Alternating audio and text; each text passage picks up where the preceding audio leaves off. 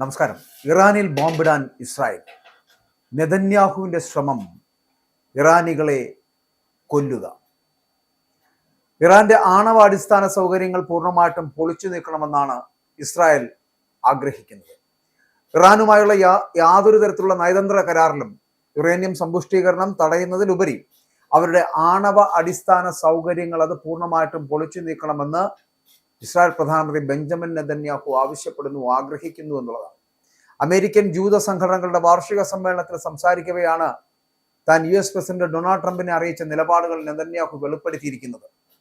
അപ്പോൾ നെതന്യാഹുവിന്റെയും ഇസ്രായേലിന്റെയും അടിസ്ഥാനപരമായിട്ടുള്ള ആഗ്രഹം എന്ന് പറയപ്പെടുന്നത് ഇറാനെ നിഷ്കരണം ഇല്ലാതാക്കുക എന്നുള്ളതാണ്. അപ്പോൾ അതിനുവേണ്ടിയുള്ള പ്രവർത്തനങ്ങൾക്ക് വേണ്ടിയിട്ടാണ് അമേരിക്കയിൽ 6ാമത്തെ വട്ടവും ട്രംപുമായിട്ട് കൂടിക്കാഴ്ച നടത്തുകയും ചർച്ച നടത്തുകയും ഒക്കെ ചെയ്തത്.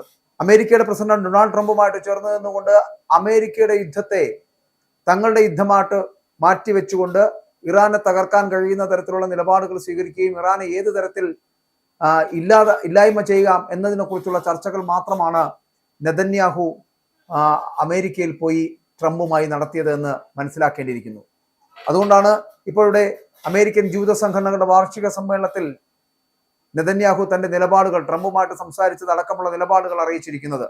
അതിലൊന്ന്, ഇറാനുമായിട്ടുള്ള യാതൊരു തരത്തിലുള്ള നയതന്ത്ര കരാറിലും യുറേനിയം സമ്പുഷ്ടീകരണം തടയുന്നതിലുപരി അവരുടെ ആണവാടിസ്ഥാന സൗകര്യങ്ങൾ പൂർണ്ണമായിട്ട് പൊളിച്ചു നീക്കണമെന്നുള്ള ആവശ്യത്തിലേക്കും ആഗ്രഹത്തിലേക്കും നെതന്യാഹു എത്തിയിരിക്കുന്നത്. 6 മാസങ്ങൾക്ക് മുമ്പ് ഇതേപോലെ മറ്റൊരു ആക്രമണത്തിൽ അമേരിക്കയും ഇസ്രായേലും ഒക്കെ ആക്രമണം നടത്തുന്ന ആ ഒരു സാഹചര്യത്തിൽ ഇറാനെതിരെ ശക്തമായിട്ടുള്ള ആക്രമണം നടത്തുവാൻ ശ്രമിച്ച 12 ദിവസത്തെ യുദ്ധം മറന്നുപോയിട്ടില്ല എന്നതിന്റെ തെളിവാണ് വീണ്ടും ഇറാനെ തകർക്കുക എന്നൊരു ലക്ഷ്യത്തോടു കൂടി ഇപ്പോൾ ബെഞ്ചമിൻ നെതന്യാഹു മുന്നോട്ട് വച്ചിരിക്കുന്ന ഈ ആഗ്രഹങ്ങൾ. അമേരിക്കയും ഇറാനും തമ്മിലുള്ള 2ാം വട്ട ചർച്ചകൾ ഈ ആഴ്ച നടക്കാനിരിക്കുകയാണ് നെതന്യാഹുവിന്റെ ഇത്തരത്തിലൊരു നീക്കം എന്ന് പറയപ്പെടുന്നത്.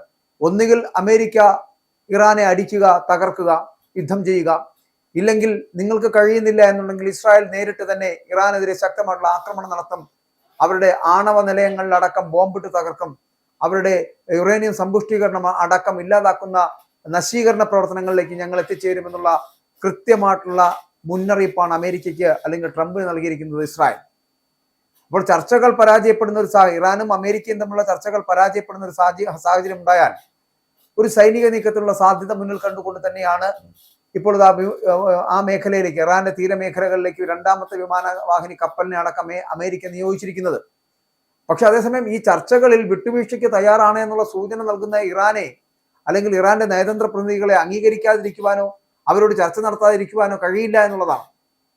സാമ്പത്തികമായിട്ടുള്ള നേട്ടങ്ങൾ ലക്ഷ്യമിട്ടിട്ട് എണ്ണ വാതക മേഖലകളിലും ഖനനത്തിലും സംയുക്ത നിക്ഷേപങ്ങൾക്ക് തയ്യാറാണ് എന്ന് വിമാനങ്ങൾ വാങ്ങുന്നത് അടക്കമുള്ള കാര്യങ്ങൾ ചർച്ചയിലുണ്ട് എന്ന് ഇറാന്റെ സാമ്പത്തിക നയതന്ത്ര വിഭാഗം അടക്കം മുന്നോട്ട് വയ്ക്കുമ്പോഴും അതിനെ തള്ളിക്കളഞ്ഞുകൊണ്ട് മുന്നോട്ട് പോകുവാൻ അമേരിക്കയ്ക്കാവുമോ? അത് ഏതെങ്കിലും ഒരു ലോകരാഷ്ട്രത്തിന് കഴിയുന്നതാണോ? പക്ഷെ അത്തരത്തിലുള്ള സമീപനമാണ് അമേരിക്ക സ്വീകരിക്കുന്നത് എങ്കിൽ അത് ഇസ്രായേല് അതിനെ ഇഷ്ടപ്പെടുന്നില്ല. അത്തരത്തിലുള്ള അമേരിക്കൻ സമീപനങ്ങളോട് യോജിച്ചു പോകുവാൻ തയ്യാറല്ല എന്നുള്ളതാണ് ബെഞ്ചമിൻ നെതന്യാഹു മുന്നറിയിപ്പ് നൽകുന്നത്. അപ്പോൾ നിങ്ങൾ അമേരിക്കയും ഇറാനും തമ്മിൽ ചർച്ചകൾ നടത്തി പരസ്പരം യുദ്ധം ചെയ്യാതെ മുന്നോട്ട് പോകുന്ന ഒരു സാഹചര്യം ഉണ്ടാവുകയാണ് എന്നുണ്ടെങ്കിൽ ഇസ്രായേൽ നേരിട്ടിറങ്ങി ഇറാനെതിരെ യുദ്ധം ചെയ്യുവാനുള്ള സാധ്യതകളാണ് ഇവിടെ നെതന്യാഹു മുന്നോട്ട് വയ്ക്കുന്നത് എന്ന്. നെതന്യാഹുവിന് ആരോടെങ്കിലും എപ്പോഴും യുദ്ധം ചെയ്തുകൊണ്ടേയിരിക്കേണ്ട ഒരു സ്ഥിതിവിശേഷം. ഒന്നിൽ ഹമാസിനോട്, അല്ലെങ്കിൽ പാലസ്തീനോട്, അല്ലെങ്കിൽ ഗാസാക്കാരോട് എവിടെയെങ്കിലും ഒക്കെ യുദ്ധം ചെയ്യണം, അല്ലെങ്കിൽ ലെബനീസുകാരോട് ഇങ്ങനെ യുദ്ധം ചെയ്തുകൊണ്ടേയിരിക്കണം. ഇനി അടുത്തത് ഇറാനെ എങ്ങനെ തകർക്കുക എന്നൊരു ലക്ഷ്യത്തിലേക്കാണ്, അല്ലെങ്കിൽ ആ ഒരു ആഗ്രഹത്തിലേക്കാണ് ഇപ്പോൾ നെതന്യാഹു പോകുന്നത്. അപ്പൊ ഇവിടെ ഇറാനും അമേരിക്കയും തമ്മിലുള്ള ചർച്ചകൾ നടന്ന് ചർച്ചകളിൽ പൂർണ്ണമായിട്ട് വിജയത്തിലെത്തുകയോ അല്ലെങ്കിൽ അത് പരാജയപ്പെടുകയോ ചെയ്യുന്ന ഒരു സാഹചര്യം ഉണ്ടാകാം. അങ്ങനെ ഉണ്ടായാൽ, പരാജയമാണെങ്കിൽ അടുത്ത നിമിഷം ആക്രമണം ഉണ്ടാകുമെന്നുള്ള കാര്യത്തിൽ തർക്കമില്ല. അമേരിക്ക തന്നെ ആക്രമിച്ചു തുടങ്ങും. പക്ഷേ അങ്ങനെയല്ല, ഇറാനും അമേരിക്കയും തമ്മിലുള്ള ചർച്ചകൾ സമ്പൂർണ്ണ വിജയമാകുന്ന ഒരു സാഹചര്യത്തിലേക്ക് എത്തുകയാണെങ്കിൽ യുദ്ധം എന്ന് പറയപ്പെടുന്ന അമേരിക്ക ഇറാൻ യുദ്ധം അവസാനിക്കും. അങ്ങനെ ഒരു യുദ്ധം ഉണ്ടാകില്ല. പക്ഷേ അങ്ങനെ ഒരു യുദ്ധം ഉണ്ടാകാതിരിക്കുന്ന സാഹചര്യത്തെ പക്ഷെ മുതലാക്കുന്നതിന് വേണ്ടിയാണ് ഇസ്രായേലിന്റെ ശ്രമം. ഇസ്രായേൽ ആ സമയം ഉപയോഗപ്പെടുത്തുകയും ഇറാനെതിരെ ശക്തമായിട്ടുള്ള മിസൈൽ ആക്രമണങ്ങൾ നടത്തുകയും ചെയ്യുമെന്നുള്ള കാര്യത്തിൽ തർക്കമില്ല. ആ ഒരു സ്ഥിതിവിശേഷത്തിലേക്കാണ് ഇസ്രായേൽ നീങ്ങിക്കൊണ്ടിരിക്കുന്നത്. അപ്പോൾ ആണവ പദ്ധതിയെ ചുറ്റിപ്പറ്റിയുള്ള നീണ്ടു നിൽക്കുന്ന തർക്കങ്ങളിൽ ആ തർക്കങ്ങളിലൊക്കെ വിട്ടുവീഴ്ചയ്ക്ക് തയ്യാറായിട്ട് മുന്നോട്ട് വരികയാണ് ഇറാൻ. അമേരിക്ക ഉപരോധങ്ങൾ നീക്കാൻ തയ്യാറാണ് എങ്കിൽ ഒരു കരാറിലേക്ക് നീങ്ങാൻ ഇറാൻ സന്നദ്ധമാണ് എന്ന് അറിയിച്ചു കഴിഞ്ഞു. അപ്പോ കരാർ വേണമെന്നുണ്ടെങ്കിൽ അമേരിക്ക സത്യസന്ധത തെളിയിക്കണം. അതിനവർ തയ്യാറാണെങ്കിൽ ധാരണയിലേക്കുള്ള ഒരു വഴി തുറന്നിരിക്കുന്നു എന്നാണ് ഇപ്പോൾ ഇറാൻ പറയുന്നത്. അപ്പോൾ ഇറാനികൾക്ക് ഒറ്റ കാര്യമുള്ളൂ, അവർക്കെതിരെ ഏർപ്പെടുത്തിയിരിക്കുന്ന അമേരിക്കൻ ഉപരോധമടക്കം പിൻവലിക്കണം. മേഖലയിൽ ഇപ്പോൾ സൈനിക സംഘർഷ സാധ്യത നിലനിൽക്കുന്ന പശ്ചാത്തലത്തിലാണ് ഇറാന്റെ ഒരു പുതിയ നീക്കം എന്ന് പറയപ്പെടുന്നത്. കാരണം വേണമെങ്കിൽ യുദ്ധത്തിൽ നിന്ന് അവർ പിന്മാറാൻ തയ്യാറാണ്. പക്ഷെ അതെങ്ങനെയാണ്? യുദ്ധത്തിൽ നിന്ന് പിന്മാറണമെന്നുണ്ടെങ്കിൽ നിങ്ങൾ ഞങ്ങൾക്കെതിരെ നടപ്പിലാക്കിയിരിക്കുന്ന ഉപരോധം പിൻവലിക്കണമെന്നതാണ്. ആ ഉപരോധം പിൻവലിച്ചാൽ ഇറാൻ യുദ്ധ സാധ്യതകളിൽ നിന്ന് പിന്നാക്കം പോകും. മാത്രമല്ല ഈ പറയുന്ന കരാറുകളിലേക്ക് എത്തുവാനുള്ള ഒരു സാധ്യതയും തള്ളിക്കളയുന്നില്ല. ഈ മാസം ആദ്യം ഒമാനിൽ അമേരിക്കയും ഇറാനും തമ്മിൽ പരോക്ഷ ചർച്ചകൾ നടന്നിരുന്നു. അടുത്ത ഘട്ട ചർച്ചകൾ അടുത്ത ദിവസങ്ങളിൽ നാളെ തന്നെ ജനീവയിൽ നടക്കുകയാണ്. ആദ്യഘട്ട ചർച്ചകൾ പോസിറ്റീവ് ആയിരുന്നുവെങ്കിലും അന്തിമ വിലയിരുത്തലിന് ഇപ്പോഴും സമയം വേണ്ടി വരുമെന്ന് തന്നെയാണ് ഇതുമായിട്ട് ബന്ധപ്പെട്ടുള്ള വക്താക്കൾ പറയുന്നത്. 60% വരെ സമ്പുഷ്ടമാക്കിയ യുറേനിയത്തിന്റെ ശേഖരം അത് കുറയ്ക്കാൻ ഇറാൻ തയ്യാറാണ് എന്ന് വ്യക്തമാക്കിയിട്ടുണ്ട്.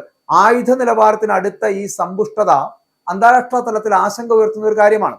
അതായത് ഉപരോധങ്ങൾ നീക്കുന്നതിനെ കുറിച്ച് ചർച്ച ചെയ്യാൻ അമേരിക്ക തയ്യാറാണെങ്കിൽ മാത്രമേ ഇത്തരത്തിലുള്ള നീക്കങ്ങൾ പരിഗണിക്കൂ എന്നുള്ളതാണ്. അതായത് 60% വരെയുള്ള സമ്പുഷ്ടമാക്കിയ യുറേനിയത്തിന്റെ ശേഖരം കുറയ്ക്കുന്ന ഒരു സമീപനം പോലും സ്വീകരിക്കണമെങ്കിൽ ഇറാനെതിരെ അമേരിക്ക സ്വീകരിച്ചിരിക്കുന്ന ഉപരോധങ്ങൾ നീക്കുന്നതിനെ കുറിച്ച് ചർച്ച ചെയ്യണമെന്നുള്ളതാണ്. അത്തരത്തിൽ തയ്യാറാണെങ്കിൽ മാത്രമേ ഇത്തരത്തിലുള്ള നീക്കങ്ങൾ പരിഗണിക്കൂ എന്നുള്ളതാണ് ഇറാന്റെ നിലപാട്. 2015 കരാറിനിടെ കുറഞ്ഞ സമ്പുഷ്ടതയുള്ള യുറേനിയം ഏറ്റുവാങ്ങിയ റഷ്യ ഇത്തവണയും അതിന് തയ്യാറാണ് എന്ന് സൂചനയുണ്ട്. യുറേനിയം സമ്പുഷ്ടീകരണം പൂർണ്ണമായിട്ടും നിർത്തണമെന്ന അമേരിക്കയുടെ ആവശ്യം ഇറാൻ തള്ളിക്കളയുന്ന ഒരു സാഹചര്യം അവിടെയാണ്. അമേരിക്കൻ പ്രസിഡന്റ് അടുത്തിടെ ഇറാനിൽ യാതൊരു സമ്പുഷ്ടീകരണം വേണ്ട എന്ന് വ്യക്തമാക്കിയിരുന്നു. ഇറാന്റെ ബാലിസ്റ്റിക് മിസൈൽ പദ്ധതി ചർച്ചകളുടെ ഭാഗമാകില്ലെന്നും അത് രാജ്യത്തിന്റെ പ്രതിരോധ ശേഷിയുടെ ഭാഗമാണ് എന്നും ഇറാൻ വ്യക്തമാക്കുകയും ചെയ്തു. അപ്പോൾ ഇതുമായിട്ട് ബന്ധപ്പെട്ട അമേരിക്കൻ വിദേശകാര്യ സെക്രട്ടറി മാർക്കോ റൂബിയോ സമ്മർദ്ദം ചെലുത്തുന്ന ഒരു സാഹചര്യം നിലവിലുണ്ട്. പക്ഷെ ഒരു കാര്യം നമ്മൾ ഉറപ്പിക്കേണ്ടതുണ്ട്, മറ്റൊരു രാഷ്ട്രത്തിന്റെ ആഭ്യന്തര പ്രശ്നങ്ങളിൽ അമേരിക്ക ഇടപെടേണ്ട ആവശ്യമുണ്ടോ? ഇറാനിൽ യാതൊരു തരത്തിലുള്ള സമ്പുഷ്ടീകരണം വേണ്ട എന്ന് ഉറപ്പിച്ചു പറയുവാൻ അമേരിക്ക ആരാണ്? അല്ലെങ്കിൽ ട്രംപ് ആരാണ്?